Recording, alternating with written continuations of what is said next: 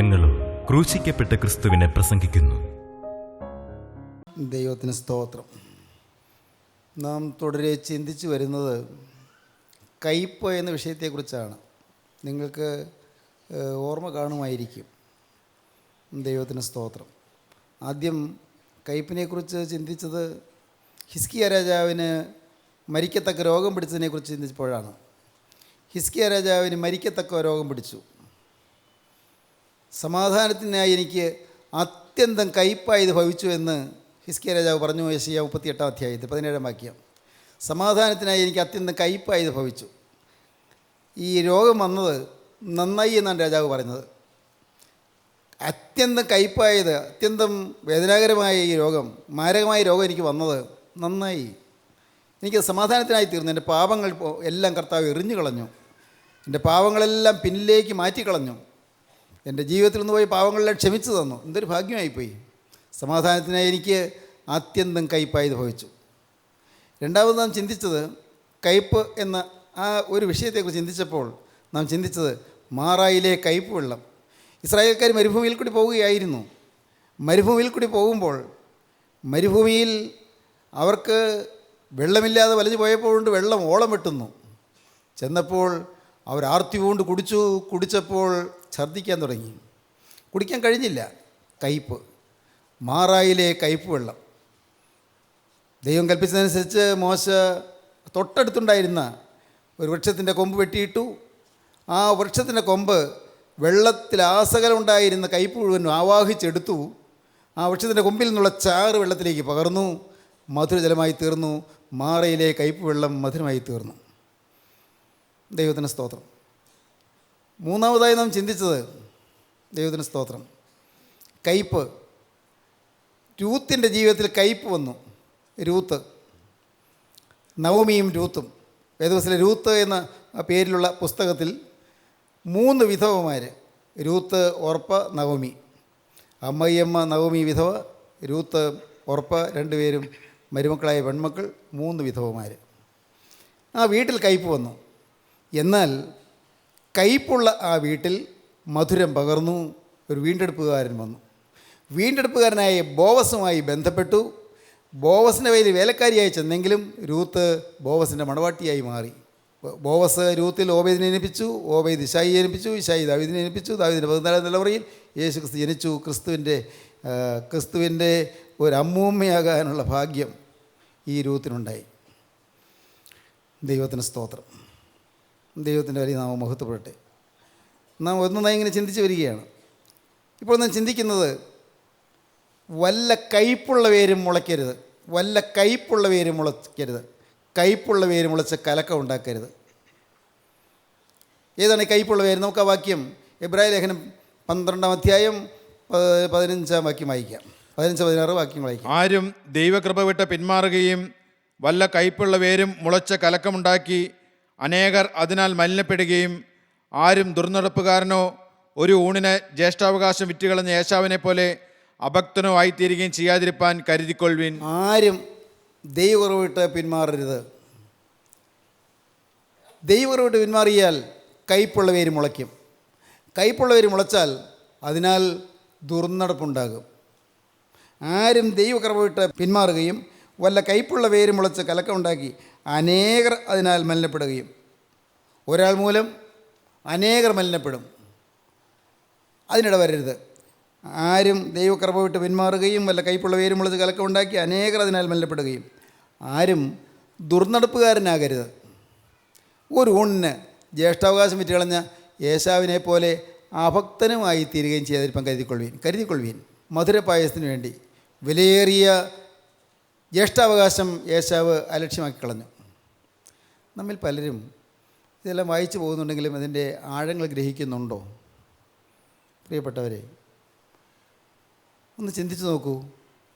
പ്രകടമായ പാപമൊന്നും യേശാവിന് അവിടെ വന്നതായിട്ട് നാം കാണുന്നില്ല. പക്ഷേ അവിടെ കയ്പുള്ള വേര് മുളച്ചു. തുടർന്ന് നാം വായിക്കുന്നത് ഏശാവ് വൈരാഗ്യമുള്ളവനായി തീർന്നു.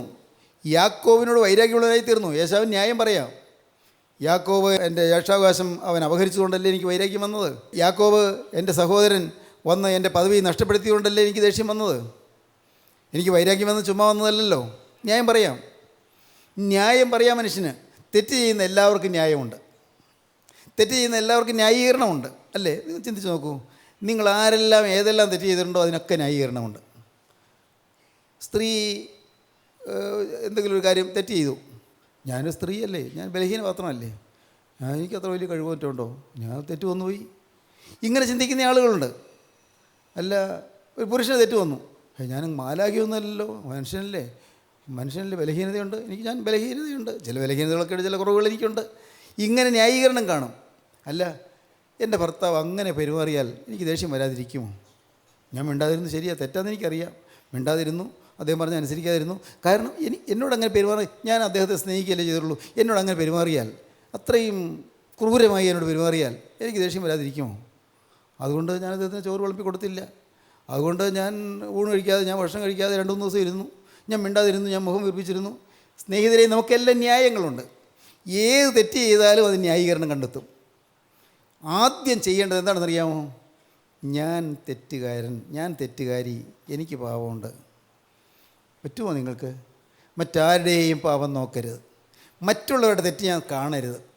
ഇത് നിങ്ങളുടെ ഹൃദയത്തിൽ നിങ്ങൾ കുറിച്ചിട്ട് കൊള്ളുക. മറ്റാരുടെയും തെറ്റ് കാണരുത്. എനിക്ക് വൈരാഗ്യം വന്നതിന് ഇന്ന കാരണമുണ്ട്, എനിക്ക് കോപം വന്നതിന് ഇന്ന കാരണമുണ്ട്, എനിക്ക് അശുദ്ധ വികാരങ്ങൾ വന്നതിന് ഇന്ന കാരണമുണ്ട്. വേണമെങ്കിൽ ഇപ്പോൾ പറഞ്ഞു വന്ന് കൂട്ടായ്മയുള്ളവർ പറയും, അവർ പല വാക്യങ്ങളൊക്കെ കേട്ടതുകൊണ്ട്, അതേ പിശാചിൻ്റെ ആക്രമണമാണ്, എനിക്ക് പാവം വന്നത്, പിശാച് എന്നെ വഞ്ചിച്ചു, പിശാചിൻ്റെ ആക്രമണം, ഞാൻ എന്തു ചെയ്യും? ഇങ്ങനെ പറയുന്ന കൂട്ടായ്മക്കാരുണ്ട്. പിശാചിൻ്റെ ആക്രമണമാണ് ശരി, പക്ഷേ പിശാചിലും കുറ്റം ചാരമൊക്കെ ഇല്ല. നിൻ്റെ പാവം നീ കണ്ടെത്തണം. പാവം വാതിക്കൽ കിടക്കുന്നു, അതിൻ്റെ ആഗ്രഹം നിന്നോടാകുന്നു, നീയോ അതിന് ജയിക്കേണ്ടതാകുന്നു. പാവം വാതിക്കൽ കിടക്കുന്നു, നിനക്ക് മനസ്സിലായില്ലേ അത് പാവമാണെന്ന്? പാവമാണെന്ന് അറിയാതെയാണോ നീ വീണത്? അത് തെറ്റാണെന്ന് അറിയാതെയാണോ തെറ്റിൽ പോയത്? പാപം വാതിക്കൽ കിടക്കുന്നു, അതിൻ്റെ ആഗ്രഹം നിങ്കിലേക്കാകുന്നു, നീയോ അതിനെ ജയിക്കേണ്ടതാകുന്നു. വ്യക്തമായി സൂചന കത്താവുന്നു, ഇന്നത് പാപമാണ്, ഇല്ലേ? ഇന്നത് പാപമാണെന്ന് അറിയാതെ പാപം ചെയ്യുന്നവരാരെങ്കിലും ഉണ്ടോ? ഈ കൂട്ടായ്മയിലുള്ളവരാരും ഇല്ലെന്ന് എനിക്ക് തോന്നുന്നത്. ഇന്നത് പാപമാണെന്ന് അറിയാതെ പിന്നെയും പാപം ചെയ്യുന്നവർ അനേകരും പാപമാണെന്ന് അറിഞ്ഞ് തന്നെയാണ് പാപം ചെയ്യുന്നത്, തെറ്റാണ് എന്ന് അറിഞ്ഞുകൊണ്ട്. അതാണ് പരിശുദ്ധാത്മാവിനെതിരായ പാപം.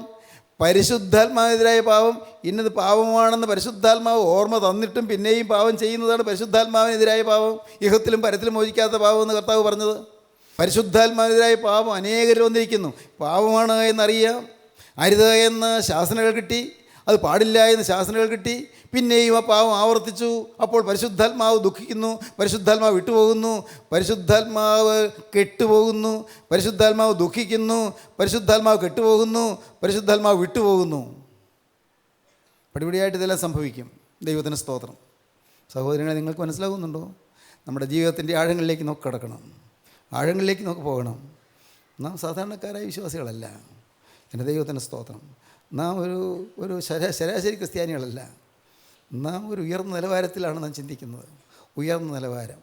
ഇനിയും നിങ്ങൾ വൈകരുത്, ഈ നിലവാരത്തിലേക്ക് ഉയരാൻ വൈകരുത്. നിങ്ങൾ താണ നിലവാരത്തിലൂടെ ഒഴുകരുത്. ഉയർന്ന തലത്തിലേക്ക് നിങ്ങൾ കടന്നു ചെല്ലണം. ദൈവത്തിന് സ്തോത്രം. ദൈവത്തിൻ്റെ വലിയ നാമം മഹത്വപ്പെടട്ടെ. ന്യായീകരണം കാണരുത്. എനിക്ക് വിശന്നതുകൊണ്ടല്ലേ ഞാൻ പായസം കുടിക്കാൻ നോക്കിയത്, പായസം കുടിക്കുന്ന പാവമാണോ ചോദിക്കാൻ വേണമെങ്കിൽ ഞാൻ എൻ്റെ സഹോദരനോട് ചോദിച്ചു എന്നല്ലേ ഉള്ളൂ. അതിൽ തെറ്റെന്താണ്? പിന്നെ ജ്യേഷ്ഠാവകാശം ലക്ഷ്യമാക്കിയെന്ന് പറഞ്ഞാൽ ജ്യേഷ്ഠാവകാശം കൊണ്ട് ഇപ്പോൾ എനിക്ക് എന്നാ പ്രയോജനം? എനിക്ക് ജ്യേഷ്ഠാവകാശം ഉണ്ടെന്നുള്ളത് എനിക്ക് എന്നാ പ്രയോജനം? ഞാൻ നോക്കിയിട്ട് പ്രയോജനമില്ല. അതുകൊണ്ട് ഞാൻ ജ്യേഷ്ഠാവകാശം ലക്ഷ്യമാക്കി. ജ്യേഷ്ഠാവകാശം കൊടുത്താൽ എന്താ? സാരമില്ല. ഞാൻ രസകരമായ കഥ കേട്ടിട്ടുണ്ട്. വളരെ കൊച്ചുകുട്ടികൾക്കുള്ള കഥയാണ്, നടന്നതൊന്നുമല്ല കേട്ടോ, വെറും കഥ, കൊച്ചുകുട്ടികൾക്ക് വേണ്ടിയുള്ള കഥയാണ്. ഒരു കഴുകൻ ഇങ്ങനെ മുകളിൽ കൂടി വട്ടമിട്ട് പറക്കുകയായിരുന്നു. കഴുകൻ പറക്കുന്നു. അവനിങ്ങനെ താഴെ എന്തെങ്കിലും തിന്നാനുണ്ടോ നോക്കി നടക്കുക. നല്ല വിശപ്പ് കഴുകന്, നല്ല വിശപ്പ്. ഒന്നും കിട്ടിയില്ല അന്ന്. താഴെ ഒന്നും കിട്ടിയില്ല. അവനിങ്ങനെ വിശന്ന് പൊരിഞ്ഞ് പറക്കുമ്പോഴുണ്ട് താഴെ കാട്ടിൽ എന്തോ ഒരു ജീവി ഇങ്ങനെ അനക്കുന്നത് കണ്ടു. അവൻ പയ്യെ കഴുകൻ പറന്ന് ഒരു കുറുക്കനാണ്. കഴുകനറിയാം, കുറുക്കൻ്റെ അടുക്കൽ ചെന്ന് വീണ ചിലപ്പോൾ കുറുക്കൻ കടിച്ച് കൊല്ലും ചിലപ്പോൾ. പക്ഷേ പറക്കാം, രക്ഷപ്പെടാം. എന്നാലും സൂക്ഷിച്ച് വേണം. കഴുകൻ പയ്യെ പറന്നങ്ങ് താണപ്പോൾ കഴുകന് മനസ്സിലായി കുറുക്കൻ ചില പുഴുക്കളെ പിടിച്ച് വിൽപ്പന നടത്തിക്കൊണ്ടിരിക്കുക. പുഴുക്കളെ പിടിച്ച് വിൽക്കുന്നു. കഴുകന് സന്തോഷമായി. കഴുകൻ ചോദിച്ചു, സ്നേഹിതായി, എനിക്ക് നീ ഏതായാലും ഈ വിൽപ്പനയ്ക്ക് ഇരിക്കുകയാണല്ലോ, എനിക്ക് കുറച്ച് പുഴുക്കളെ എനിക്ക് തരാമോ? വിൽക്കുകയാണ്, അതിന് വില തരണം. വില തരണം, അല്ലാതെ വിൽക്കില്ല. തരാം, പുഴുക്കളെ തരാം, വില തരണം. എനിക്ക് വില തരാനൊന്നുമില്ല, ഞാനൊരു പാവം കഴുകനല്ലേ. നിനക്ക് എന്താ ഉള്ളതെന്ന് വെച്ചാൽ തരിക. കഴുകൻ നോക്കി, കഴുകൻ്റെ നല്ല വിശാലമായ ചിറയിൽ നല്ല കരുത്തുള്ള തൂവൽ. കഴുകൻ പറഞ്ഞു, എൻ്റെ ഈ തൂവൽ നല്ല കരുത്തുള്ളതാണ്, ഈ തൂവൽ വേണമെങ്കിൽ ഒരെണ്ണം പറിച്ച് തരാം. ശരി, ഒരു തൂവൽ തരിക. ഒരു തൂവൽ പറിച്ച് കൊടുത്തു. കഥയാണേ. വീണ്ടും പുഴുക്കളെ കിട്ടിയപ്പോൾ നല്ല രസം, നല്ല രുചി. എനിക്ക് കുറച്ചുകൂടി തരാമോ? തരൂ, നിൻ്റെ ആ തൂവൽ ഒരെണ്ണം തരൂ. വീണ്ടും തൂവൽ കൊടുത്തു. തിന്നു വരുമ്പോഴേക്കും രസം കൂടി വന്നു. തൂവലുകളെല്ലാം കഴുകൻ പറിച്ചു കൊടുത്തു. വിശപ്പ് മാറി. തൂവലെല്ലാം പോയപ്പോൾ കുറുക്കൻ തക്കം നോക്കി നിൽക്കുകയായിരുന്നു. അതിനുവേണ്ടി കുറുക്കൻ കാത്തിരിക്കുകയായിരുന്നു. കഴുകൻ പറക്കില്ല, പറന്ന് പൊങ്ങില്ല. കുറുക്കൻ, ഇപ്പോൾ നിൻ്റെ തൂവലെല്ലാം എൻ്റെ കയ്യിലായില്ലേ, ഇനി നീ തിന്നല്ലോ പുഴുക്കളെയല്ല, ഇനി നിന്നെ ഞാൻ തിന്നാൻ പോവുകയാണ്. കുറുക്കൻ കഴുകനെ വെച്ച് ആടി വീണു. കഴുകനെ കുറുക്കൻ തിന്നു. ഇതൊരു കഥയാണ്. ഈ വിലപ്പെട്ട തൂവലുകൾ വിറ്റ് അല്പ സുഖത്തിന് വേണ്ടി അവൻ്റെ വിലപ്പെട്ട തൂവലുകൾ വിറ്റ് അവൻ ഉപജീവനം കഴിക്കാൻ തുടങ്ങി. ഇന്ന് അനേകരും വിലയേറിയത് വിൽക്കുകയാണ്, വിലയേറിയത് വിറ്റ് കളയുകയാണ്. പറക്കാനുള്ള തൂവലുകൾ നിങ്ങൾ വിൽക്കുകയാണ്. ആത്മാവിൽ ചിറകടിച്ച് പറക്കാനുള്ള തൂവലുകൾ. ഒരു അല്പനേരത്തെ ഇമ്പത്തിന് വേണ്ടി, അല്പനേരത്തെ ക്ഷണിക സന്തോഷത്തിന് വേണ്ടി, നൈമിഷിക സുഖത്തിന് വേണ്ടി വിലപ്പെട്ടതും നിലനിൽക്കുന്നതുമായ സൗഭാഗ്യത്തെ വിറ്റുകളയുന്ന അനേകരുണ്ട്. ചിന്തിക്കൂ, നിങ്ങൾ ചിന്തിക്കൂ. നിങ്ങളുടെ ജീവിതത്തിൽ ഇതുപോലുള്ള പാകപ്പിഴകൾ സംഭവിച്ചില്ലേ? വിലയേറിയ ആന്തരിക ജീവിതത്തിൻ്റെ സൗഭാഗ്യങ്ങൾ നിങ്ങൾ അല്പനേരത്തെ രസത്തിന് വേണ്ടി വിറ്റ് കളഞ്ഞില്ലേ? ശരീരത്തിൻ്റെ അല്പനേരത്തെ ഇമ്പത്തിന് വേണ്ടി വിറ്റ് കളഞ്ഞില്ലേ? കണ്ണിൻ്റെ ഇമ്പത്തിന് വേണ്ടി, നാവിൻ്റെ ഇമ്പത്തിന് വേണ്ടി, കാതുകളുടെ ഇമ്പത്തിന് വേണ്ടി, ഹൃദയത്തിൻ്റെ ഇമ്പത്തിന് വേണ്ടി, ശരീരത്തിൻ്റെ മാംസേച്ഛകൾക്ക് വേണ്ടി ഇല്ലേ? നിങ്ങൾ ചിന്തിച്ച് നോക്കൂ. വിഷയാസക്തിക്ക് വേണ്ടി നിങ്ങളുടെ വിലപ്പെട്ട നിക്ഷേപങ്ങൾ നിങ്ങൾ നശിപ്പിച്ച് കളഞ്ഞില്ലേ? സഹോദരങ്ങളെ, നിങ്ങൾ ആകമാനം എല്ലാവരെയും ഒരുമിച്ച് പറയുകയല്ല, നിങ്ങൾ ചിന്തിക്കാൻ പറയുകയാണ്. വിലയേറിയ നിധിയാണ് നിങ്ങൾ കളഞ്ഞത്, വിലപ്പെട്ട സമ്പത്താണ് കളഞ്ഞത്. വിലയേറിയ നിധി, വേദപുസ്തകം പറയും ഗുപ്തനിധി, ഗുപ്തനിധി, ഗോപനം ചെയ്യപ്പെട്ട നിധി, മറച്ചു വയ്ക്കപ്പെട്ട നിധി, ഒളിച്ചു വയ്ക്കപ്പെട്ട നിധി, അതാണ് കളഞ്ഞു പോയത്. ആരും എടുക്കാതെ കൊണ്ട് ഒളിച്ചു വെച്ചതായിരുന്നു. മറവിടങ്ങളിലെ ഗുപ്തനിധികൾ, അത് യെശയ്യാവ് പറയും, മറവിടങ്ങളിലെ ഗുപ്തനിധികൾ അതെല്ലാം നഷ്ടപ്പെടുത്തി കളഞ്ഞു. ദൈവത്തിന് സ്തോത്രം. സ്നേഹിത, ഇന്ന് നീ ഇത് കേൾക്കുമ്പോൾ ഒരു നിമിഷം നീ ചിന്തിക്കൂ, എൻ്റെ ജീവിതത്തിൽ ഞാൻ എന്തെല്ലാമാണ് നഷ്ടപ്പെടുത്തിയത്, വിലയേറിയത് എന്തെല്ലാമാണ് ഞാൻ കളഞ്ഞത്. ഞാൻ അല്പനേരത്തെ രസത്തിന് വേണ്ടി, അല്പനേരത്തെ ഇമ്പത്തിന് വേണ്ടി, അല്പനേരത്തെ സുഖത്തിന് വേണ്ടി, ഒരു സാധാരണ മനുഷ്യരുടെ പ്രീതിക്ക് വേണ്ടി, വെറും സാധാരണ മനുഷ്യരുടെ അംഗീകാരത്തിന് വേണ്ടി ഞാൻ എൻ്റെ വിലപ്പെട്ട നിക്ഷേപങ്ങളെ ഞാൻ നശിപ്പിച്ചുവോ? ആളുകൾ എന്ത് പറയും? ആളുകൾ എന്ത് വിചാരിക്കും? ഞാൻ ആ കൂട്ടായ്മയിൽ പോയാൽ ആളുകൾ എന്ത് പറയും? ആളുകൾ എന്നെ ആക്ഷേപിക്കില്ലേ? എൻ്റെ വില കെട്ടു പോവില്ലേ? എൻ്റെ പ്രാധാന്യം കുറഞ്ഞു പോവില്ലേ? ആളുകളുടെ ഇടയിലുള്ള പോപ്പുലാരിറ്റി പോവില്ലേ? കൂട്ടായ്മയിൽ പോയി ഞാൻ എൻ്റെ ഭക്തരായി നടന്നാൽ ആളുകളുടെ മുമ്പിൽ എനിക്ക് വിലയില്ലാതായി പോവില്ലേ? അല്പനേരത്തെ രസം, അല്പനേരത്തെ സുഖം, അല്പനേരത്തെ ഇമ്പം, അല്പനേരത്തെ അംഗീകാരം, അതിനുവേണ്ടി നിങ്ങളുടെ വിലപ്പെട്ടതായ അനുഗ്രഹങ്ങൾ നിങ്ങൾ കളഞ്ഞില്ലേ? ചിന്തിക്കൂ. ദൈവത്തിന് സ്തോത്രം, ദൈവത്തിന് സ്തോത്രം. ഒരു കാരണവശാലും സംഭവിക്കരുത്. ഒരു തൽക്കാലത്തിൽ ചെറിയ സൗകര്യത്തിന് വേണ്ടി നുണ പറയുന്നവരുണ്ട്. ചെറിയ സൗകര്യത്തിന് വേണ്ടി നിങ്ങൾ വ്യാജം പ്രവർത്തിക്കുന്നവരുണ്ട്. കൈക്കൂലി വാങ്ങുന്നവരുണ്ട്. അഴിമതിക്ക് കൂട്ടു നിൽക്കുന്നവരുണ്ട്. കള്ളക്കേസ് നടത്തുന്നവരുണ്ട്. കൊള്ളലാഭം എടുക്കുന്നവരുണ്ട്. ദൈവത്തിന് സ്തോത്രം. പ്രിയപ്പെട്ടവരെ, എല്ലാം നാശത്തിലേക്കുള്ള ഗതികളാണ്, നാശത്തിലേക്കുള്ള വഴികളാണ്, നാശത്തിലേക്കുള്ള ഗതികൾ. ദൈവത്തിന് സ്തോത്രം. ഒരു ഊണിന് ജ്യേഷ്ഠാവകാശം വിറ്റുകളഞ്ഞ് ഏശാവിനെ പോലെ അഭക്തനുമായി തീരുകയും ചെയ്യാതിരിക്കാൻ കരുതിക്കൊള്ളുവീൻ. ഏശാവിനെ പിന്നീട് നാം കാണുന്നുണ്ട്. ഏശാവ് വിഗ്രഹാരാധിയായി തീർന്നു. ഏശാവ് വിഗ്രഹാരാധിയായ ഒരു പെൺകുട്ടി വിവാഹം കഴിച്ചു. ഏശാവ് അവൻ്റെ വൈവാഹിക ജീവിതം പോലും തകർന്നു, അവൻ്റെ ആത്മീയ ജീവിതം തകർന്നു. ആ വിഗ്രഹാരാധിയായ പെൺകുട്ടിയെ വിവാഹം കഴിച്ചതുകൊണ്ട് അവനും വിഗ്രഹാരാധിയായി തീർന്നു. പ്രിയപ്പെട്ടവരെ, വിഗ്രഹാരാധിയായിട്ടുള്ള ബന്ധം അത് ഏശാവിനെ വിനയായി തീർന്നു. വേദപുസ്തകം പറയുന്നുണ്ട്. ഉൽപ്പത്തി പുസ്തകം നോക്കാം. ഉൽപ്പത്തി പുസ്തകത്തിൽ നമുക്ക് വായിക്കാം. 27-ാം അധ്യായം എടുക്കാം. ഉൽപ്പത്തി പുസ്തകം 27-ാം അധ്യായത്തിൽ യേശാവിനെക്കുറിച്ച് പറയുന്നിടത്ത് വളരെ വ്യക്തമായി പറയുന്നു. ദൈവത്തിന് സ്തോത്രം. നമുക്ക് വായിക്കാം 27:46 വാക്യം. പിന്നെ റിബേക്ക ഇസഹാക്കിനോട്, ഈ ഹിത്യ സ്ത്രീകൾ നിമിത്തം എൻ്റെ ജീവൻ എനിക്ക് അസഹ്യമായിരിക്കുന്നു. അമ്മ പറയുകയാണ്, എൻ്റെ മോൻ യേശാവിൻ്റെ ഭാര്യ നിമിത്തം, ഈ ഹിത്യസ്ത്രീ നിമിത്തം എൻ്റെ ജീവൻ എനിക്ക് അസഹ്യമായിരിക്കുന്നു. ഈ ദേശക്കാർത്തികളെ ഇവരെ പോലെയുള്ള ഒരു ഹിത്യ സ്ത്രീയെ യാക്കോബ് വിവാഹം കഴിച്ചാൽ ഞാൻ എന്തിനു ജീവിക്കുന്നു എന്ന് പറഞ്ഞു. യേശാവ് വിവാഹം കഴിച്ചതുപോലെ ഹിത്യസ്ത്രീയാണ് യാക്കോബ് വിവാഹം കഴിക്കുന്നെങ്കിൽ, എൻ്റെ മറ്റേ മോനും ഇതുപോലുള്ള പെൺകുട്ടിയാണ് വിവാഹം കഴിക്കുന്നെങ്കിൽ ഞാൻ എങ്ങനെ ജീവിക്കും? എങ്ങനെ ഈ കുടുംബത്തിൽ ഞാൻ കഴിയും? എൻ്റെ ദൈവമേ, ഞാൻ എന്ത് വേണ്ടു? അമ്മ ഇരുന്ന് കരയുന്നു. ദൈവത്തിന് സ്തോത്രം.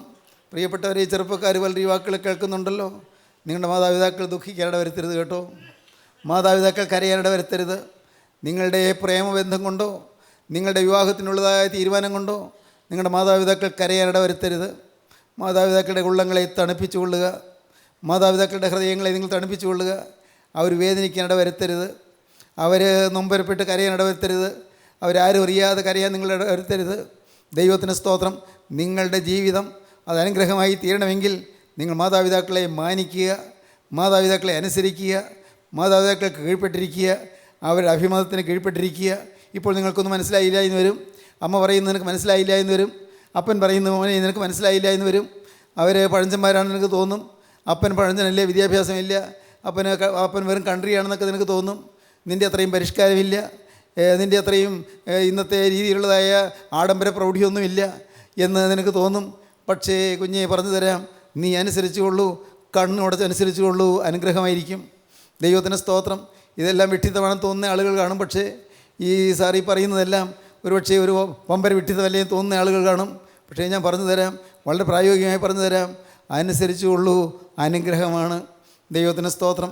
അനുസരിക്കൂ, മാതാപിതാക്കൾക്ക് കീഴ്പ്പെട്ടിരിക്കൂ, അധ്യാപകർക്കും കീഴ്പ്പെട്ടിരിക്കൂ. ദൈവത്തിന് സ്തോത്രം. അധ്യാപകരുടെ കണ്ണിലുണ്ണികളായി നിങ്ങൾ നിൽക്കൂ. അധ്യാപകരുടെ കണ്ണിലുണ്ണികളായി നിൽക്കുക. എന്തൊരു ഭാഗ്യപദവിയാണെന്നറിയാമോ? ദൈവത്തിന് സ്തോത്രം. അധ്യാപകരുടെ കണ്ണിലുണ്ണികളായി നിൽക്കുക. അവരുടെ ഓമനപാത്രങ്ങളായി നിങ്ങൾ നിൽക്കുക. ആരോമലുണ്ണികളായി നിങ്ങൾ നിൽക്കുക. അധ്യാപകർ നിങ്ങളെ ഓർത്ത് അഭിമാനിക്കുന്നവരായി നിങ്ങൾ നിൽക്കുക. ദൈവത്തിന് സ്തോത്രം. ദൈവത്തിൻ്റെ വലിയ നാമം മഹത്വപ്പെടട്ടെ. ദൈവത്തിന് സ്തോത്രം. ഞാൻ നിങ്ങളോട് പറഞ്ഞിട്ടെന്ന് എനിക്ക് തോന്നുന്നു. ദൈവത്തിന് സ്തോത്രം. ഞാൻ 1 വർഷമേ കോളേജിൽ പഠിച്ചുള്ളൂ, B.Ed ക്ലാസ്സിൽ. അന്ന് എന്നെ പഠിപ്പിച്ച കോളേജിൻ്റെ പ്രിൻസിപ്പൽ സുകുമാർ അഴീക്കോട്, പ്രസിദ്ധനായ ഒരു സാഹിത്യകാരനാണ്. അദ്ദേഹത്തെ ഒരു ദിവസം ഞാനിവിടെ വിളിച്ചുകൊണ്ട് വന്നു. ദൈവത്തിന് സ്തോത്രം. അദ്ദേഹത്തിന് അന്ന് എവിടെയോ പ്രസംഗമുണ്ട്. പക്ഷേ ഇവിടെ കോലഞ്ചേരി കോളേജിൽ അദ്ദേഹം ഒരു പ്രസംഗം കഴിഞ്ഞ് പോകാൻ നിർത്തി പറഞ്ഞു, സാർ ഒന്ന് എൻ്റെ വീട്ടിൽ വരണം. വിളിച്ച് ഞങ്ങൾക്ക് വന്നിരുന്നു, സംസാരിച്ചു. ഞാനിരുന്നില്ല, ഞാൻ അദ്ദേഹത്തെ വിനയപൂർവ്വം അദ്ദേഹത്തെ ആദരിച്ചുകൊണ്ട് ഞാനിവിടെ നിന്നു. അദ്ദേഹം ഇവിടെ ഞങ്ങൾ കൊടുത്ത ഭക്ഷണമെല്ലാം കഴിച്ചു. അത് കഴിഞ്ഞ് ദൈവത്തിന് സ്തോത്രം ഏറെ നേരം സംസാരിച്ചിരുന്ന് അദ്ദേഹത്തിന് ഞാൻ ഓർക്കുകയാണ്, വർഷങ്ങൾക്ക് മുമ്പല്ലേ ഞാൻ B.Ed പഠിച്ചത്. എൻ്റെ പേര് അദ്ദേഹം ഓർക്കുന്നു, എൻ്റെ സ്വഭാവം അദ്ദേഹം ഓർക്കുന്നു, എൻ്റെ പരീക്ഷ പേപ്പർ അദ്ദേഹം ഓർക്കുന്നു, ഞാൻ ഇംഗ്ലീഷ് എലക്യൂഷൻ കോമ്പറ്റീഷനും മലയാളം എലക്യൂഷൻ കോമ്പറ്റീഷനൊക്കെ ഫസ്റ്റ് പ്രൈസ് കിട്ടിയത് അദ്ദേഹം ഓർക്കുന്നു.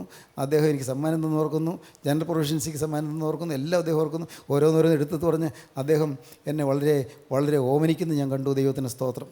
ഞാൻ പറയട്ടെ, ഞാൻ 1 വർഷമേ കോളേജിൽ പഠിച്ചുള്ളൂ. ദൈവത്തിന് സ്തോത്രം. വീണ്ടും നാനാ ദേശങ്ങളിൽ നിന്ന് കേൾക്കുന്നവർക്ക് വേണ്ടി ഒരു കാര്യം പറയാം. എറണാകുളം മഹാരാജ് കോളേജിലെ മലയാളം ഡിപ്പാർട്ട്മെൻറ്റിലെ പ്രൊഫസർ P.V. കൃഷ്ണൻ നായരും പ്രൊഫസർ C.L. ആൻ്റണി മാഷും ഞാൻ അവരുടെ മുറിയിൽ ചെന്ന്, കൃഷ്ണൻ നായർ മാഷയുടെ വീട്ടിൽ ചെന്ന് ഇരുന്ന് ഞാൻ പഠിച്ചു. ഞാൻ പ്രൈവറ്റായിട്ട് പഠിച്ച ആളാണ്. പക്ഷേ ആ വീട്ടിൽ ചെന്നിരുന്ന് ഞാൻ പഠിച്ചു. ദൈവത്തിന് സ്തോത്രം. ഞാൻ പറയട്ടെ, ഞാൻ അദ്ദേഹത്തിൻ്റെ സ്റ്റുഡൻ്റ് അല്ല. പക്ഷേ അദ്ദേഹം പറഞ്ഞു, യോഹന്നാൻ ഈ കോളേജിൽ ചേർന്ന് പഠിക്കുക. ദൈവത്തിന് സ്തോത്രം. ആൻ്റണി മാഷും പറഞ്ഞു, യോഹന്നാൻ ഈ കോളേജിൽ ചേർന്ന് പഠിക്കുക. ദൈവത്തിന് സ്തോത്രം. ദൈവത്തിൻ്റെ വലിയ നാമം മഹത്വപ്പെടട്ടെ. ഞാൻ എന്തിനാ പറഞ്ഞതെന്നറിയാമോ? ഞാൻ ദൈവത്തിന് സ്തോത്രം. എനിക്ക് തുടർന്ന് അവിടെ പഠിക്കാൻ പറ്റിയില്ല. അപ്പോഴത്തേക്ക് B.Ed അഡ്മിഷൻ കിട്ടിയതുകൊണ്ട് ഞാൻ പോയി. പക്ഷേ ഞാനൊരു കാര്യം പറയാം, അവർക്കെല്ലാം ഒരു ചുരുങ്ങിയ കാലയളവേ എന്നെ അവരവരുടെ വീട്ടിലിരുത്തി പഠിപ്പിച്ചുള്ളൂ. പക്ഷേ അതെല്ലാം എനിക്ക് അവിസ്മരണീയമായ ദിവസങ്ങളായിരുന്നു. കാരണം അവരെല്ലാം മഹാന്മാരായിരുന്നു. അവരുടെ വിദ്യാർത്ഥികളെ, പഠിക്കുന്ന വിദ്യാർത്ഥികളെ, സ്വഭാവശുദ്ധിയുള്ള വിദ്യാർത്ഥികളെ മാനിക്കുന്നവരായിരുന്നു. ഞാൻ അത്ര സ്വഭാവശുദ്ധിയുള്ളവരാണെന്ന് ഞാൻ ഭാവിക്കുകയല്ല. പക്ഷേ എന്നെ വലിയ വാത്സല്യമായിരുന്നു. ദൈവത്തിന് സ്തോത്രം. ഇവിടെ അനേകം ആളുകൾ ഇരിക്കുന്നുണ്ടല്ലോ. നിങ്ങൾ കഴിഞ്ഞ കാലങ്ങളിൽ ഓർത്ത് നെടുവേർപ്പെടാൻ വകയുള്ളവർ കാണും. അധ്യാപകരെ വേദനിപ്പിച്ചവർ, അധ്യാപകരെ നൊമ്പരപ്പെടുത്തിയവർ, അധ്യാപകരുടെ ഉള്ളത്തെ വേദനിപ്പിച്ചവർ, അധ്യാപകരുടെ ഉള്ളത്തെ നീറ്റിയവർ ആരെങ്കിലുമൊക്കെ ഉണ്ടോ? നിങ്ങൾ ചിന്തിച്ചാൽ കൊള്ളാം. അധ്യാപകർ നിങ്ങളെ ഓർത്ത് കരഞ്ഞ അനുഭവങ്ങൾ. ദൈവത്തിന് സ്തോത്രം. ചില ലേഡി ടീച്ചേഴ്സ് നിങ്ങൾ ചിലരെ ഓർത്ത് കരഞ്ഞിട്ടുണ്ടാകും. നിങ്ങളുടെ ചില പെരുമാറ്റം ഓർത്ത്, നിങ്ങളുടെ ചില വഷളത്വം ഓർത്ത്, നിങ്ങളുടെ ചില സദാചാര വിരുദ്ധമായ പ്രവർത്തന പദ്ധതികൾ കണ്ട് വേദനിച്ചവർ കാണും. ദൈവത്തിന് സ്തോത്രം. നിങ്ങളിരുന്ന് കരയണം. ഇപ്പോൾ അധ്യാപകരെ കണ്ട് മാപ്പി വയ്ക്കാൻ നിർവാഹമില്ല, അവരക്കരയ്ക്ക് കടന്നുപോയി കാണും. പക്ഷേ ഇരുന്ന് കരഞ്ഞോളണം. കർത്താവേ, എല്ലാ പാവവും ക്ഷമിച്ചു തരണമേ, എല്ലാ പാവവും പുറത്തു തരണമേ. ദൈവത്തിന് സ്തോത്രം. അല്പനേരത്തെ രസത്തിന് വേണ്ടി, മറ്റു കൂട്ടുകാരെ ചിരിപ്പിക്കാൻ വേണ്ടി, കൂട്ടുകാരെ രസിപ്പിക്കാൻ വേണ്ടി അധ്യാപകരെ കളിയാക്കിയവരുണ്ട്. കൂട്ടുകാരുടെ മുമ്പിൽ വലിയ ആളാവാൻ വേണ്ടി, ഷൈൻ ചെയ്യാൻ വേണ്ടി അധ്യാപകരെ കളിയാക്കിയവരുണ്ട്. ദൈവത്തിന് സ്തോത്രം. പ്രിയപ്പെട്ടവരെ, അങ്ങനെയുള്ള അപകടങ്ങൾ സംഭവിച്ചവരെല്ലാം ഇരുന്ന് ഏങ്ങലടിച്ച് കരയണം. ദൈവത്തിന് സ്തോത്രം. ആരുടെ മുമ്പിൽ? യേശുക്രിസ്തുവിൻ്റെ മുമ്പിൽ. എല്ലാം പഴയ കാലങ്ങളിലേക്ക് നോക്കി തിരുത്തിക്കൊള്ളുക. ദൈവത്തിന് സ്തോത്രം. പഴയ കാലങ്ങളിലേക്ക് നോക്കി തിരുത്തിക്കൊള്ളുക. മാതാപിതാക്കളുടെ അനുഗ്രഹം വാങ്ങിക്കൊള്ളണം, അധ്യാപകരുടെ അനുഗ്രഹം വാങ്ങിക്കൊള്ളണം. അവർ പക്ഷേ കടന്നു പോയെങ്കിലും നിങ്ങൾ ഏകാന്തത്തിൽ നിന്ന് കരഞ്ഞ് അവരുടെ അനുഗ്രഹം നിങ്ങൾ ആത്മാവിൽ പ്രാപിച്ചു കൊള്ളണം. ദൈവത്തിന് സ്തോത്രം. ആ പാപത്തിൻ്റെ പരിഹാരം വരുത്തിക്കൊള്ളണം. നിങ്ങൾ ചിന്തിച്ചു കൊള്ളണം. ഒരുപക്ഷേ അമ്മായിയമ്മ കടന്നുപോയി എങ്കിൽ അമ്മായിയമ്മയുടെ അനുഗ്രഹം നീ മേടിച്ചു കൊള്ളണം മോളെ. ദൈവത്തിന് സ്തോത്രം. ദൈവമേ, നിൻ്റെ ഭർത്താവ് കടന്നുപോയി, പക്ഷേ ഇപ്പോൾ അദ്ദേഹം ഭൂമിയിലില്ല എങ്കിൽ ഭർത്താവിൻ്റെ അനുഗ്രഹം നീ വാങ്ങിക്കൊള്ളണം. ദൈവത്തിന് സ്തോത്രം. കരഞ്ഞ അനുഗ്രഹം വാങ്ങിക്കൊള്ളണം. നിങ്ങൾക്ക് ഈ ചിന്തിക്കാൻ വക കാണും. ദൈവത്തിന് സ്തോത്രം. ദൈവത്തിന് സ്തോത്രം. കുടുംബജീവിതത്തിൽ അനുഗ്രഹം വാങ്ങിക്കൊള്ളണം. അപ്പൻ്റെ അനുഗ്രഹം വാങ്ങിക്കൊള്ളണം, അമ്മയുടെ അനുഗ്രഹം വാങ്ങിക്കൊള്ളണം. അല്ല, നിങ്ങളുടെ ഗ്രാൻഡ് ഫാദറിൻ്റെയോ ഗ്രാൻഡ് മദറിൻ്റെയോ അനുഗ്രഹം വാങ്ങിക്കൊള്ളണം. പ്രിയപ്പെട്ടവരെ, ഭർത്താവിൻ്റെയോ ഭാര്യയുടെ അനുഗ്രഹം വാങ്ങിക്കൊള്ളണം. നിങ്ങളുടെ അധ്യാപകരുടെ അനുഗ്രഹം വാങ്ങിക്കൊള്ളണം. എന്തിന്? ഈ ലോക ജീവിതത്തിൽ ജീവിക്കുന്ന കാലം വളരെ ക്ഷണികമാണ്, വെറും താൽക്കാലികം. കയ്പുള്ള വേര് മുളച്ച് കലക്കം ഉണ്ടാക്കരുത്. അനേകർ അതിനാൽ മലിനപ്പെടാൻ ഇടവരരുത്. ദുർനടപ്പുകാരുണ്ടാകാൻ ഇടവരരുത്. മാത്രമല്ല, ഒരു ഊണിന് ജ്യേഷ്ഠാവകാശം വിറ്റ് കളഞ്ഞ ഏശാവിനെ പോലെ അഭക്തരായി തീരാൻ ഇടവരരുത്. ദൈവത്തിന് സ്തോത്രം. ദൈവത്തിൻ്റെ വലിയ നാമം മഹത്വപ്പെടട്ടെ. ആരെയും വേദനിപ്പിക്കരുത്, ആരുടെ ഉള്ളത്തെ നോവിക്കരുത്, ആരുടെ ഉള്ളം നിങ്ങളെ ഓർത്ത് കരയാനിട വരുത്തരുത്. ദൈവത്തിന് സ്തോത്രം. ആരും കരയാനിട വരുന്നത് നല്ലതല്ല, ഭാവിക്ക് നല്ലതല്ല. നിങ്ങളെ ഓർത്ത് ആരും കരയാനിട വരരുത്, ഉള്ളം കരയാനിട വരരുത്. പുറമേ ഒരുപക്ഷേ കരഞ്ഞില്ലായിരിക്കാം, ആരും കരയാനിട വരരുത്. മോനെ, നിൻ്റെ പെരുമാറ്റം കൊണ്ട് നിൻ്റെ ഭാര്യ കരയാനിട വരരുത്. മോനെ, നിൻ്റെ സംസാര രീതി കൊണ്ട് ആ സാധുവിൻ്റെ ഹൃദയം മുറിപ്പെടുത്തരുത്. ആ പാവപ്പെട്ട നിരപരാധിയായ സ്ത്രീ അവളുടെ അപ്പനെയും അമ്മയും വിട്ട് നിന്നോട് പറ്റിച്ചേർന്ന് നിൽക്കുകയല്ലേ. ആ പാവം സ്ത്രീയെ നീ കരയിപ്പിക്കരുത്, അവളുടെ ഉള്ളത്തിൽ നോവിക്കരുത്. ചില ഭർത്താക്കന്മാരുണ്ട്, ഭാര്യ ഊണ് കഴിച്ചോ ചിന്തയില്ല, മക്കൾ കഴിച്ചോ ചിന്തയില്ല, മക്കൾക്ക് വസ്ത്രമുണ്ടോ ചിന്തയില്ല, മക്കൾ പഠിക്കാൻ കോളേജിൽ പോകുന്നുണ്ടോ ചിന്തയില്ല, അവർ വല്ലതും പഠിക്കുന്നുണ്ടോ ചിന്തയില്ല, ഭാര്യ വല്ല ഭക്ഷണം കഴിച്ചോ, അവൾക്ക് സാരിയുണ്ടോ ചിന്തയില്ല, എനിക്ക് തിന്നണം, എനിക്ക് കുടിക്കണം, എനിക്ക് സൂഹിക്കണം, ഇങ്ങനെ മാത്രം ചിന്തിക്കുന്ന ചില ഭർത്താക്കന്മാരുണ്ട്. മക്കളെ, നല്ലതല്ല. ദൈവത്തിന് സ്തോത്രം. നിങ്ങളുടെ ജീവിതത്തിൽ സനാതന മൂല്യങ്ങളെ കൈമുതലാക്കി പിടിക്കുക. സനാതന മൂല്യങ്ങൾ, ദൈവത്തിന് സ്തോത്രം. സാൻമാർഗീയ മൂല്യങ്ങൾ, സദാചാര മൂല്യങ്ങൾ, അതെല്ലാം നിങ്ങളുടെ കൈവശമായിരിക്കട്ടെ. ദൈവത്തിന് സ്തോത്രം. ഒരു പ്രാവശ്യം കൂടി നമുക്ക് വായിക്കാം. 12-ാം അധ്യായം 15-16 വാക്യങ്ങൾ. ആരും ദൈവകൃപ വിട്ട് പിന്മാറുകയും വല്ല കയ്പുള്ള വേരും മുളച്ച കലക്കമുണ്ടാക്കി അനേകർ അതിനാൽ മലിനപ്പെടുകയും ആരും ദുർനടപ്പുകാരനോ ഒരു ഊണിന് ജ്യേഷ്ഠാവകാശം വിറ്റുകളഞ്ഞ ഏശാവിനെ പോലെ അഭക്തനോ ആയിത്തീരുകയും ചെയ്യാതിരിപ്പാൻ കരുതിക്കൊള്ളുവീൻ. ഇല്ലെങ്കിലോ എന്ത് സംഭവിക്കും? അവൻ പിന്നത്തേതിൽ അനുഗ്രഹം ലഭിപ്പാൻ ആഗ്രഹിച്ചു, കണ്ണുനീരോടെ അപേക്ഷിച്ചിട്ടും തള്ളപ്പെട്ടു, മാനസാന്തരത്തിന് ഇടകണ്ടില്ല എന്ന് നിങ്ങൾ അറിയുന്നുവല്ലോ. ഏശാവ് പിന്നത്തിൽ അനുഗ്രഹം ലഭിപ്പാൻ ആഗ്രഹിച്ചു. ഏശാവ് എന്ന് അപ്പനോട് പറഞ്ഞു, അപ്പ എന്നെ അനുഗ്രഹിക്കണമേ. മോനെ, നിൻ്റെ അനുഗ്രഹം നഷ്ടപ്പെടുത്തി കളഞ്ഞല്ലോ. നിൻ്റെ അനുഗ്രഹം നീ തന്നെയല്ലേ നഷ്ടപ്പെടുത്തി കളഞ്ഞത്. നിൻ്റെ ജ്യേഷ്ഠാവകാശം നീ അലക്ഷ്യമായി കളഞ്ഞല്ലോ. അതുപോലല്ലേ യാക്കോവെന്ന് ജ്യേഷ്ഠാവകാശം, നിൻ്റെ ജ്യേഷ്ഠാവകാശം കിട്ടിയതുകൊണ്ടല്ലേ യാക്കോവെന്ന് അനുഗ്രഹം വാങ്ങിക്കൊണ്ടുപോയത്. മോനെ, നീ അറിഞ്ഞില്ല, യാക്കോവ് എല്ലാ അനുഗ്രഹങ്ങളും കൈവശമായി കഴിഞ്ഞു. അപ്പോൾ അവൻ പൊട്ടിക്കരഞ്ഞു. അപ്പോൾ നിനക്കൊരനുഗ്രഹം മാത്രമേ ഉള്ളൂ. അപ്പോൾ നിനക്കൊരനുഗ്രഹം മാത്രമേ ഉള്ളൂ. എന്നെയും കൂടി അനുഗ്രഹിക്കണമെന്ന് പറഞ്ഞ് ഏശാവ് പൊട്ടിക്കരഞ്ഞു എന്നാണ് വേദപുസ്തകം പറയുന്നത്. ഉൽപ്പത്തി പുസ്തകം 27-ാം അധ്യായം വായിക്കൂ. അവിടെ നമുക്ക് കാണാം, വായിക്കാം. ഏശാവ് പിതാവിനോട് നിനക്ക് ഒരു അനുഗ്രഹം മാത്രമേ ഉള്ളൂ അപ്പാ, നിനക്കൊരു അനുഗ്രഹം മാത്രമേ ഉള്ളൂ അപ്പാ, എന്നെയും കൂടി അനുഗ്രഹിക്കണമേ അപ്പാ എന്ന് പറഞ്ഞ് പൊട്ടിക്കരഞ്ഞു. എന്നെയും കൂടി അനുഗ്രഹിക്കണമേ അപ്പാ എന്ന് പറഞ്ഞ് ഏശാവ് പൊട്ടിക്കരഞ്ഞു. ദൈവത്തിന് സ്തോത്രം, ദൈവത്തിന് സ്തോത്രം. സഹോദരങ്ങളെ, നിങ്ങൾ പിന്നീട് അനുഗ്രഹം ലഭിക്കാൻ ആഗ്രഹിച്ച് കണ്ണുനീരോടെ അപേക്ഷിച്ചാലും തള്ളപ്പെടും. ഇന്ന് സുപ്രസാദകാലം, ഇന്ന് രക്ഷാദിവസം, ഇന്ന് യാചിക്കാം, ഇന്ന് അനുദപിക്കാം, ഇന്ന് മാനസാന്തരപ്പെടാം, ഇന്ന് തിരിഞ്ഞു വരാം. ഇന്ന് ജീവിതം മാറ്റാം. ഇന്ന് രാജാധിരാജൻ്റെ കരങ്ങളിലേക്ക് ജീവിതം കൊടുക്കാം. ഇന്ന് യേശുനാഥൻ്റെ അരുമകരങ്ങളിലേക്ക് നിങ്ങളുടെ ഭാവി ഏൽപ്പിച്ചു കൊടുക്കാം. ഇന്ന് തിരിയാനുള്ള സമയമാണ്. ഇന്ന് ജീവിതത്തിൽ വന്നുപോയ പാകപ്പുഴയോർത്ത് കരയാനുള്ള ദിവസമാണ്. സഹോദരങ്ങളെ, നിങ്ങൾക്കിരുന്ന് കരയാൻ വിഷയങ്ങളുണ്ടോ? അനുഭവിക്കാൻ വിഷയങ്ങളുണ്ടോ? എങ്കിൽ നിങ്ങൾ ഇപ്പോൾ ഇരുന്ന് കരയാൻ തുടങ്ങുക. ഇവിടെ തുടങ്ങിയാൽ തീരരുത്. തുടർന്ന് നിങ്ങളുടെ ജീവിതത്തിലിരുന്ന് അനുഭവിച്ചു കൊള്ളുക. കർത്താവേ, തെറ്റുകളേറെ വന്നുപോയി, അനർത്ഥങ്ങളേറെ വന്നുപോയി. ഞാൻ മൂലം ഒരു കുടുംബത്തിമേ ശാപം വന്നുപോയി. എൻ്റെ മക്കൾക്ക് ഞാൻ മൂലം ദോഷം വന്നുപോയി. എൻ്റെ മക്കൾ നാനാവിധമായി പോകാൻ കാരണം ഞാൻ തന്നെയാണ്. എൻ്റെ കർത്താവേ, എൻ്റെ മക്കൾ ഇന്ന് വലയാൻ കാരണം ഞാനാണ്. ഞാൻ ഒരുവനാണ്. കർത്താവേ, നീ എന്നോട് ക്ഷമിക്കണമേ. എൻ്റെ സഹോദരങ്ങളെ, നിങ്ങളൊന്ന് പ്രാർത്ഥിക്കുമോ? നിങ്ങളുടെ ജീവിതം കർത്താവിന് കൊടുക്കുമോ? അവൻ്റെ കരങ്ങളിലേക്ക് കൊടുത്താൽ അവൻ നിങ്ങൾക്ക് ക്ഷമിച്ചു തരും, എല്ലാം കഴുകിത്തരും. ഇന്ന് കഴുകുന്ന കാലമാണ്. ഇന്ന് കഴുകുന്ന ദിവസമാണ്. ഇന്ന് നിങ്ങളുടെ പാവങ്ങൾ ക്ഷമിക്കുന്ന സമയമാണ്.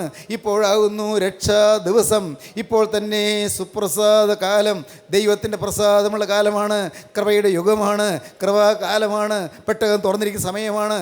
ഏതൊരു ഓടി വരൂ, അകത്ത് കടക്കൂ, ദൈവത്തിന് സ്തോത്രം. അകത്ത് കടന്ന് ദൈവത്തെ സ്തുതിക്കൂ, ദൈവത്തിന് സ്തോത്രം. പെട്ടകത്തിൽ കടന്ന് ദൈവത്തെ വാഴ്ത്തൂ, ദൈവത്തിന് സ്തോത്രം. പാപമോചനത്തിന് വേണ്ടി കരയൂ, ഹല്ലേലൂയ, ദൈവത്തിന് സ്തോത്രം. യേശു ക്രിസ്തുവിൻ്റെ രക്തം സകല പാപമൊക്കെ ശുദ്ധീകരിക്കുന്നു. സകലവും കഴുകി തരുന്ന രക്തം, കയ്പ് മാറ്റുന്ന രക്തം, മധുരം പകരുന്ന രക്തം. ഇന്ന് തിരുരക്തത്തിൽ നിങ്ങൾ ആശ്രയിക്കൂ. അവന് തിരുവിലാവിൽ നിന്ന് ഒഴുകുന്ന തിരുരക്തത്തിൽ നിങ്ങൾ ആശ്രയിക്കൂ. ദാഹം മാറ്റുന്ന രക്തം, അന്തർദാഹം നീക്കുന്ന രക്തം, കഷ്ടതകൾ മാറ്റുന്ന രക്തം, പാപിയെ ശുദ്ധീകരിക്കുന്ന രക്തം, അശുദ്ധനെ വിശുദ്ധനാക്കുന്ന രക്തം. ഇന്ന് ഈ സമയം നിങ്ങൾ പ്രാർത്ഥിക്കുമ്പോൾ നിങ്ങളുടെ മേലെ ആ തിരുരക്തം തളിക്കട്ടെ. ആ തിരുരക്തത്തിൽ നിങ്ങൾ കഴുകപ്പെടട്ടെ. ആ തിരുരക്തം നിങ്ങളെ വിശുദ്ധരാക്കട്ടെ. ആ തിരുരക്തം നിങ്ങൾക്ക് അനുഗ്രഹം പകരട്ടെ. നിങ്ങളുടെ മേലുള്ള ശാപങ്ങൾ മാറ്റട്ടെ. എല്ലാ തിന്മകളും ദൂരീകരിക്കട്ടെ. മോഷണവും കവർച്ചയും നിങ്ങളിൽ നിന്ന് മാറ്റിക്കളയട്ടെ. നിങ്ങളുടെ സ്വഭാവത്തിൽ സംശുദ്ധി പകരട്ടെ. ഭാവി ശോഭനമാക്കട്ടെ. തലമുറയായി അനുഗ്രഹം ലഭിക്കട്ടെ. ദൈവം നിങ്ങളെ അനുഗ്രഹിക്കട്ടെ. ദൈവത്തിന് സ്തോത്രം. നമുക്ക് പ്രാർത്ഥിക്കാം. കാരുണ്യവാനേ, മഹാപരിശുദ്ധനായ ഞങ്ങളുടെ സ്വർഗീയ പിതാവേ, അനുഗ്രഹ നിമിഷങ്ങൾക്കായി ഞങ്ങളെ സ്തുതിക്കുന്നു. നിൻ്റെ മക്കളെ തൊടണമേ, നിൻ്റെ മക്കളെ അനുഗ്രഹിക്കണമേ. എല്ലാവരെയും അനുതാപത്തിൻ്റെ ആത്മാവ് സ്പർശിച്ച് സത്യ അനുതാപത്തിലേക്കും പശ്ചാത്താപത്തിലേക്കും നയിക്കണമേ. എൻ്റെ നാഥ, അതിൻ്റെ രണ്ടാമത്തെ വേണ്ടി എല്ലാവരെയും ഒരുക്കണമേ. യേശുനാഥൻ്റെ സ്നേഹ നിർനാമത്തിൽ തന്നെ. ആമീൻ. ഹല്ലേലൂയ.